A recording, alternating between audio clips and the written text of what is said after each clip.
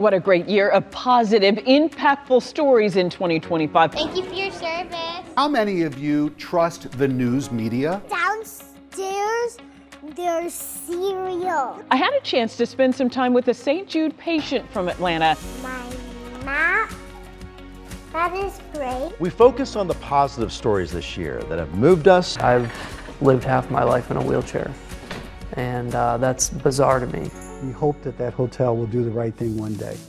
Hope was found in and beyond these four walls. The moment an Air Force father was reunited with his son. From a 50-year veteran of the classroom to his Gen Z students, one lesson rings clear. One of my favorite stories. My favorite story. A story that inspired me this year. One of my favorite stories. I'm happy that you came. I'm happy I came back too. Atlanta News First presents My Favorite Story. Welcome to Atlanta News First Signature Special, My Favorite Story 2025. We all know it has been quite a year with lots of highs and lows that have rocked our country and our state. But today, we focus on the positive stories this year, the stories that have moved us, inspired us, or just simply made us smile. Yeah, that brings us to my favorite story of 2025. Certainly made me smile. I had a chance to spend some time with a St. Jude patient from Atlanta as part of our St. Jude Dream Home giveaway campaign. Little Sita Patel, she is adorable, but she is being treated for a brain tumor discovered when she was only 4 months old. Well, 4 years later, Sita shared with me what made St. Jude Children's Research Hospital so special to her. Show me what else, Sita, you're taking to St. Jude. My map, that is great. How are the doctors there, the doctors and nurses? When I go to get my shot, they are good. They're good. Yay. They're very nice. Yeah. I'll sleep in a bigger bed. There's cribs also for little babies, but I can sleep in a bigger bed. Because you're a big girl now. Yeah. You're how old now? 4. 4? Oh my goodness, that is a big girl. Are you excited about going to St. Jude? Yeah. Why do you get excited about going? Because you packed your bag to go. Because they had lots of toys there. You can pretend that you're the doctor. You can pretend that you're playing. You can do anything. Downstairs, there's cereal. Really? Do you like their cereal, huh? Yeah, there's lots of snacks. Lots of cereal. There's even juice. And the last thing I love in the whole wide world is a pouch. And a big thank you to Karima Hobbs, who edited that story for us. And I am proud to say this year, our St. Jude Dream Home giveaway campaign raised $2 million for St. Jude Children's Research Hospital. And next year, we're going to go even bigger. A story that inspired me this year is about a man who's using his days of playing college football as a way to help others here in Georgia. And these are people who are experiencing some of their darkest days. Among the endless blades of grass, 100 yards long, and where the sounds of tradition fill this home, one man cherishes his own journey. Ever since I was a little kid, I've got pictures of me with that little Fisher-Price helmet. Tyson Gentry's childhood joy turned into a goal of one day hoping to wear the real thing and play for The Ohio State University. There's something magical about it, and it's incomparable in other sports. I don't know what it is. Number 24, 6'3" for the Buckeyes. 2006 in Columbus, Ohio, at a team practice. It was a beautiful day. It was a perfect spring day. It was Tyson's turn to go for a pass. So I run 12 yards up the field. I juke to my outside and then cut in to go across the middle and break open. And the quarterback saw me and hit me in stride. And as I went to catch the ball, my teammate caught up to me and made a really routine tackle. The two collided. Tyson's teammate got up, but number 24 did not. My body disappeared in that moment of hitting the ground. And all I could do was lay there until the trainers ran out, started evaluating me, asking me questions like, can you wiggle your toes? Can you feel when I touch here? Can you squeeze my hand? Tyson felt nothing but fear. I've lived half my life in a wheelchair, and that's bizarre to me. His life in a wheelchair. The spinal cord injury left Tyson paralyzed from the shoulders down. 1, 2, 3. With limited arm strength. Now, here in Alpharetta, life is different. But different only to those on the outside. Like the rain won't ever quit. Like whenever anybody goes through something, you have to surround yourself with incredible people to help you through it. Those people are his 2 boys, Adam and Ryan. Oh, God. And his wife, Megan, who's been with him since college. People always assume that I knew him before he was in a chair, and I didn't. We met after I never knew him walking, and so I never really noticed his chair. The 2 now spend their days giving back, assisting others who face the same uphill battle of living with a spinal cord injury. They formed the New Perspective Foundation, which helps families, including those at the Shepherd Center in Atlanta, handle travel expenses for families so they can focus on being at the hospital bedside of their loved one. To come alongside them from an emotional support standpoint has been probably even more rewarding than the financial standpoint. After a week in the ICU, 19 years after a tragedy, he's still on a journey, on a field that's wide open. This couple refuses to focus on the past or even let it be taboo. They are very open about their journey, as you can see. It all impacts what they're doing now to help people here in Georgia and beyond. I'm Atlanta News First anchor Rick Fulbaum. And in addition to anchoring the early morning news, I also co-host our weekly show on Georgia politics. It's called On the Record. And we typically feature interviews with longtime political veterans who have years of experience analyzing and shaping public policy. But one of my favorite stories from 2025 was when I got to go pick the brains of the next generation of Georgia leaders. I traveled to Athens to sit in on one of the most popular political science classes offered at UGA, taught by a true Georgia legend. In Athens, inside a classroom that has shaped 5 decades worth of Georgia's political thinkers, I found a man who is considered the preeminent expert, the dean of Southern politics. Well, it's a matter of being around a long time, staying alive, right? Dr. Charles Bullock has been teaching for over 50 years, all but 2 of them right here at UGA.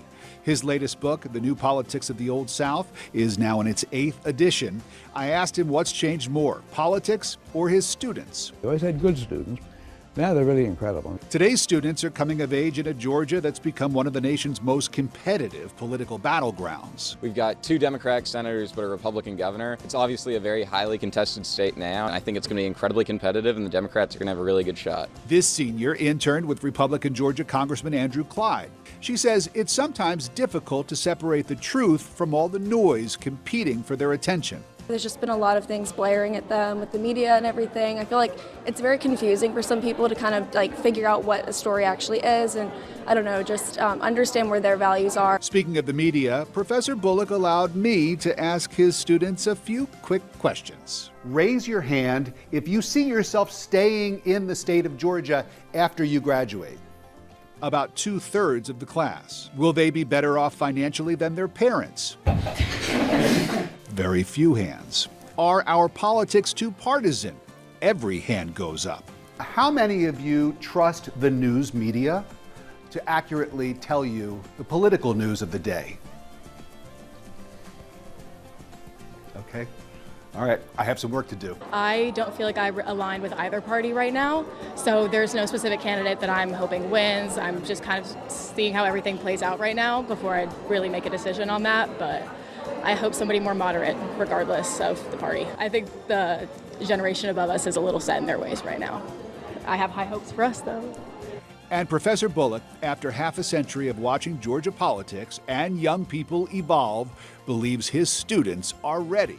Knowing a whole lot about Southern politics may or may not help you with your career. But there are other things which I hope will go beyond that. You have a right to vote, you have clout. Public officials will pay some attention to what you're doing. From a 50-year veteran of the classroom to his Gen Z students, one lesson rings clear. Georgia politics isn't done changing. My thanks to Dr. Charles Bullock and his students. Spending time with them made me want to go back to school myself, as long as I don't have to take any entrance exams. By the way, you can watch On the Record every Sunday morning at 11 right here on Atlanta News First. Happy holidays.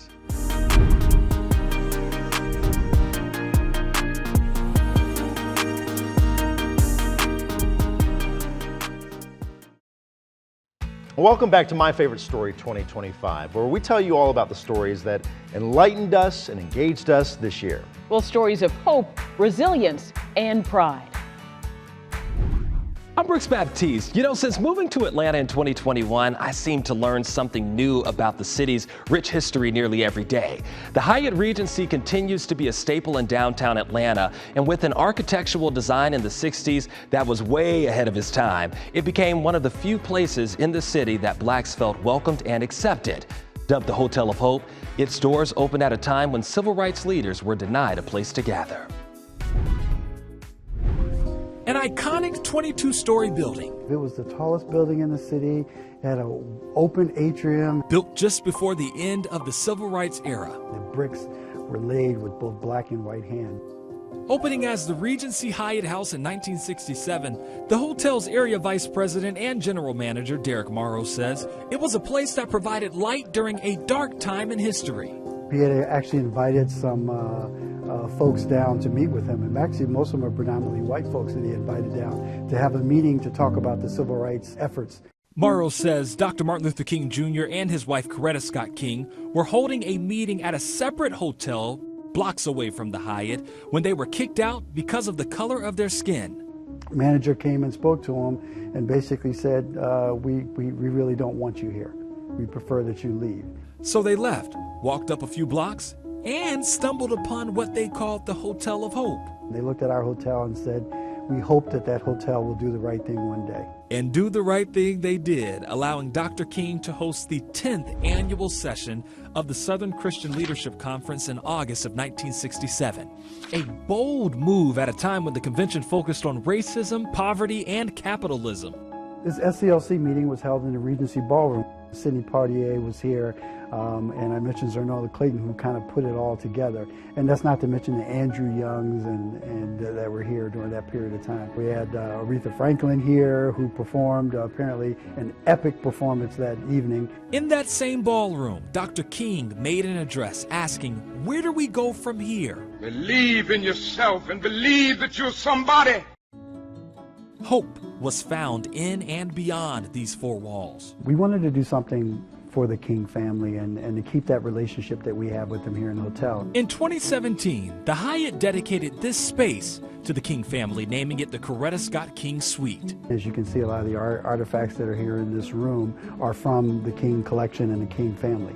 And Bernice King has been a great supporter of our hotel and a great supporter and assisted us with putting this together. Walls full of iconic photos. So these are pictures that came from the family, and as you can see, you know, there's President Clinton. And these pictures only tell a piece of the story. Yeah. When you talk about hope, right? I think with all that was going on during that time, it was a little bit before my time, but with all that was going on during that time, you had this structure there that says, maybe this will be the one. With thousands of visitors a year to the hotel, Morrow says preserving this history is necessary for our city. There are factions out there that want to take away our history, and I think it's really critical for us, and I know for me, to assure that that history lives on.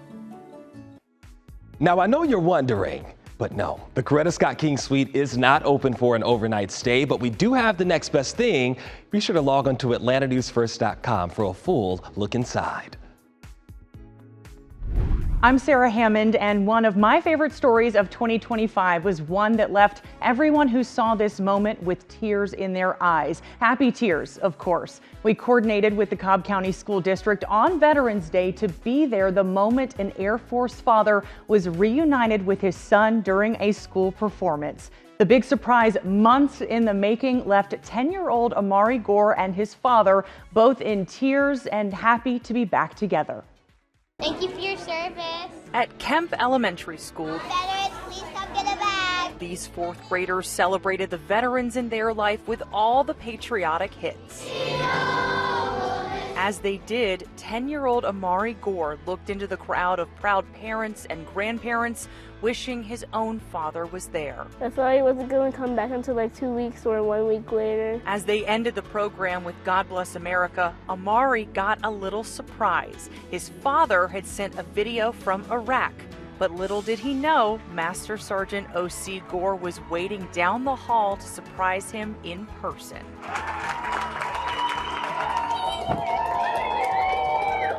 I was like, okay, maybe he's gonna run over, give me a big hug and whatnot. So when I walked in and saw him crying as well, it made me cry even more. Gore, who has been deployed with the United States Air Force since April, has been planning this surprise for months. I was scheming in Iraq. And he says his son's reaction made it all worth it. I thought they were joking that he was here, but when I saw him, I was very happy. They paraded the halls of the Powder Springs Elementary School together, glad to be reunited. Being able to walk and do that with my son next to me, I kept looking down periodically, like, smiling like, oh my gosh, I'm really back, able to hold him and see him again. I'm happy that you came. I'm happy I came back too.